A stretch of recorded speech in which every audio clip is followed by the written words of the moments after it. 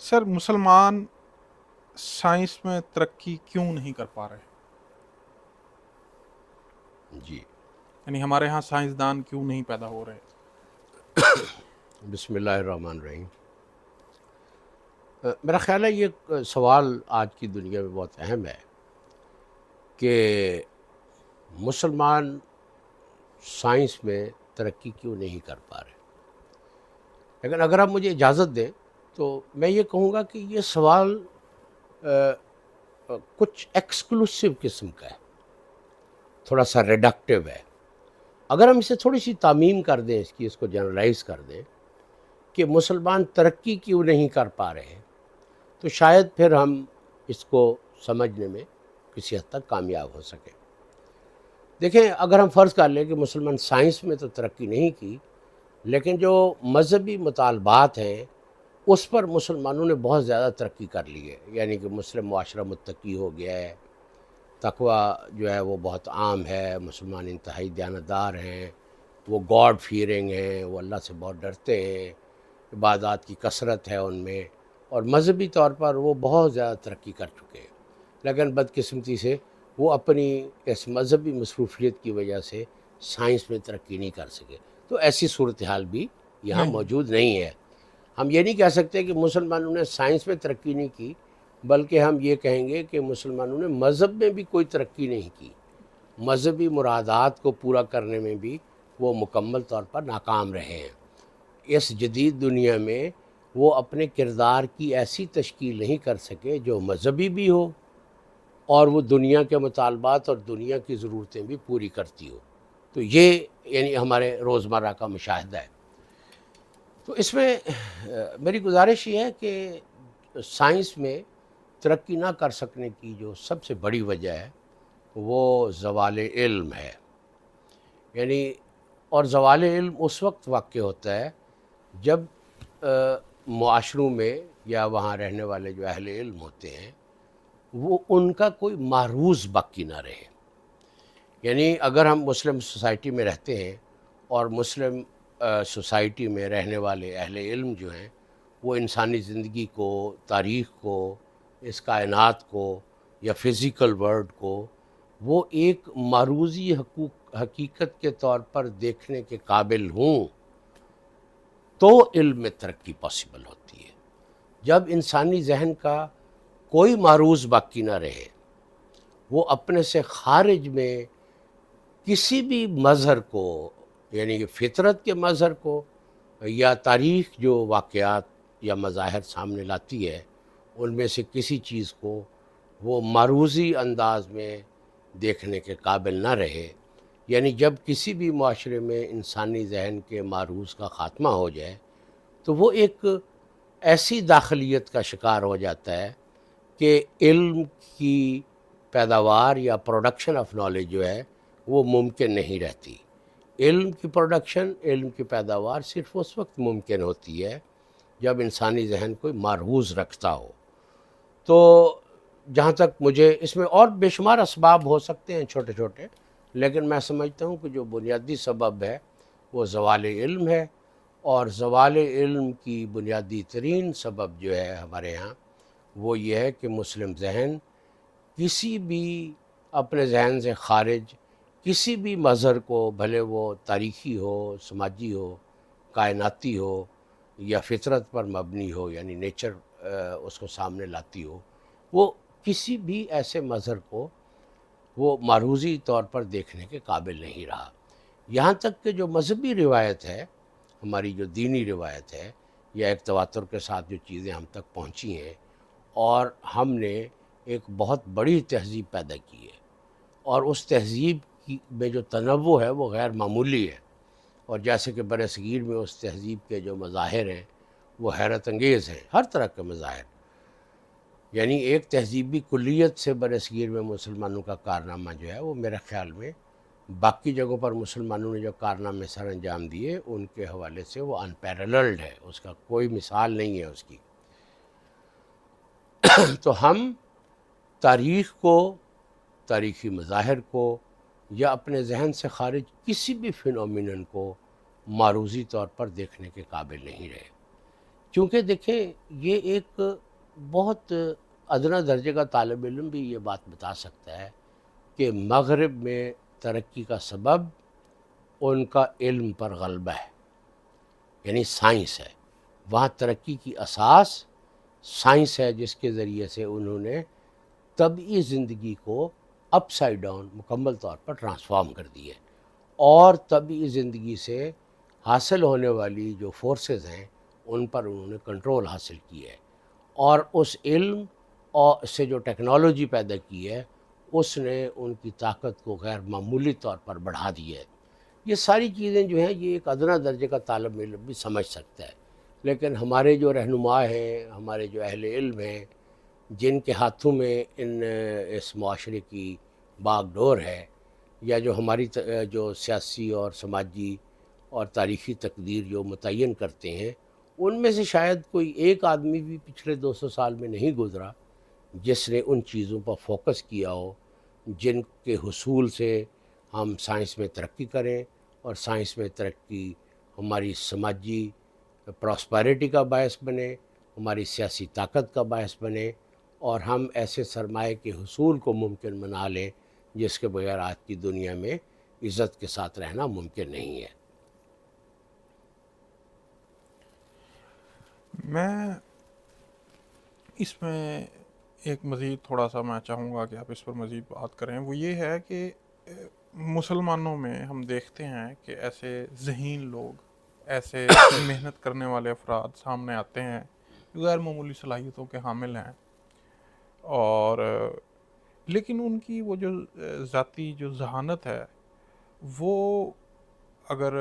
وہ انہیں سائنس کے میدان میں کوئی خاص خواہ کامیابی دلوانے میں ناکام رہتی ہے۔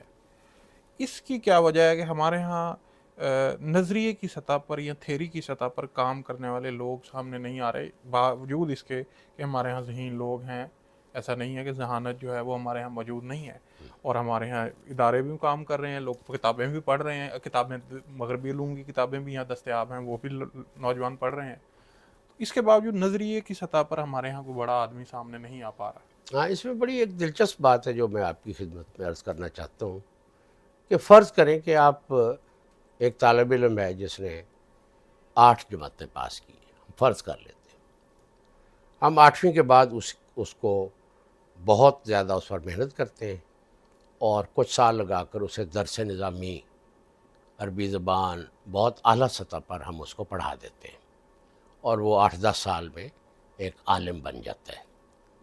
جب وہ عالم بن جاتا ہے تو اس کے بعد ہم اسی طالب علم کو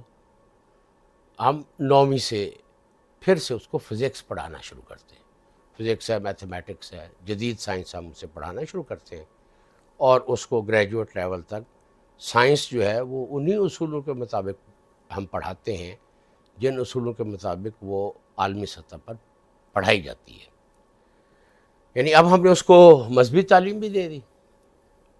اور اس کو سائنسی تعلیم بھی بہت اعلیٰ درجے پر ہم نے اس کو دی۔ اب کیا ہوگا؟ اب یہ ہوگا کہ جو انسانی شعور ہے وہ چونکہ ایک آرگینسٹی رکھتا ہے، وہ ایک زندہ ایک چیز ہے، وہ ایک الماری کی طرح نہیں ہے کہ وہاں آپ نے فزکس کی کتابیں ایک شیلف میں رکھ دی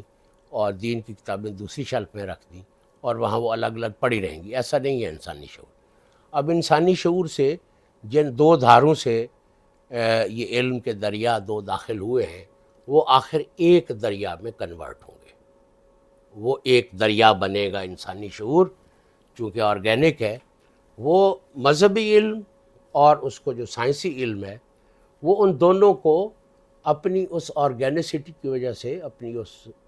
طبعی زندگی کی وجہ سے جو انسانی شعور میں پائی جاتی ہے، وہ ان دونوں چیزوں کو ایک اصول کے تابع کرنے کی کوشش کرے گا۔ یعنی انسانی شعور اس طریقے سے فنکشن نہیں کرتا کہ وہ مذہبی علم کو کسی الگ اصول کے تحت رکھے اور جو اس نے فزکس پڑھی ہے وہ کسی الگ اصول کے تحت رکھے۔ اب جب وہ ان دونوں یہ 2 دریا اس کے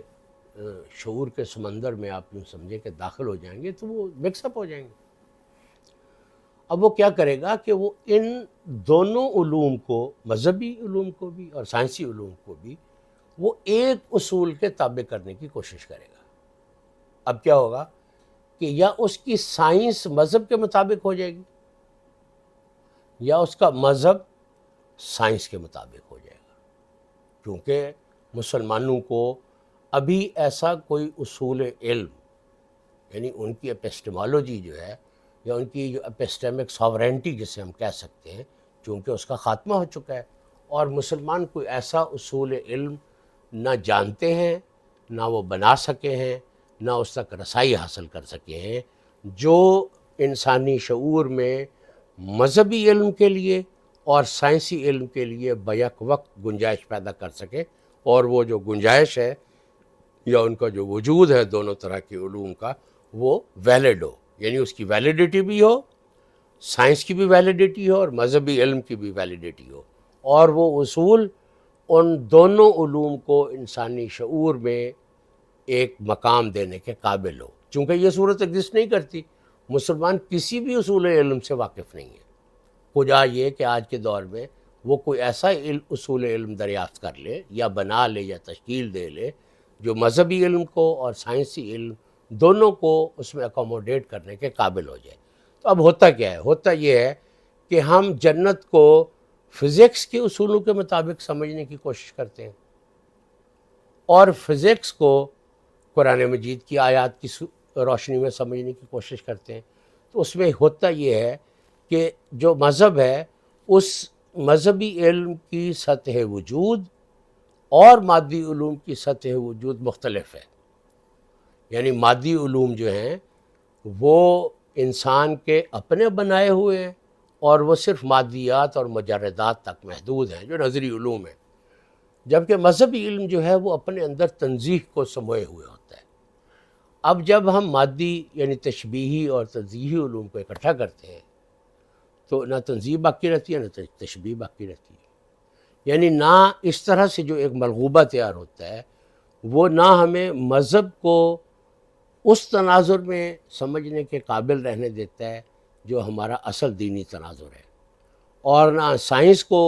اس طریقے سے سمجھنے کے مواقع یا اس کی گنجائش پیدا کرتا ہے جو سائنس کو سمجھنے کے لیے ضروری ہے. تو ہماری سائنس جو ہے وہ بھی توہم پرستانہ ہو جاتی ہے اور ہمارا مذہب جو ہے وہ سائنسی ہو کر وہ بھی مادی ہو جاتا ہے. تو اس صورتحال میں ہم کسی بھی میدان میں کوئی کارنامہ سر انجام دینے کے قابل نہیں رہتے، اور وہ صورتحال پیدا ہو جاتی ہے جو اس وقت ہمارے تعلیمی اداروں میں ہے، جو ہمارے پی ایچ ڈی کرنے والوں میں ہے، جو ہمارے اہل علم میں ہے، کہ ان کو نہ کوئی راستہ سجائی دیتا ہے اور وہ سائنس کے ذریعے سے جو ہے وہ آخر الزمان کو ایکسپلین کر رہے ہیں، آخر الزمان سے وہ فزکس کو ایکسپلین کر رہے ہیں، فزکس سے وہ کوئی اور چیز نکالتے ہیں. تو ایک عجیب و غریب جو ہے وہ صورتحال پیدا ہوئی ہے اور مسلم شعور جو ہے وہ مکمل طور پر منہدم ہو چکا ہے. ایسی صورتحال میں کسی سائنسی ترقی کی توقع کرنا یا یہ توقع کرنا کہ ہم وہ دینی کردار سامنے لا سکتے ہیں جو صحابہ کرام رضوان اللہ علیہ مجمعین کے نے اس دنیا کے سامنے پیش کیا، تو میرا خیال ہے کہ وہ خاصا مشکل کام ہے. جی، تو آپ نے اس کے اندر بات کی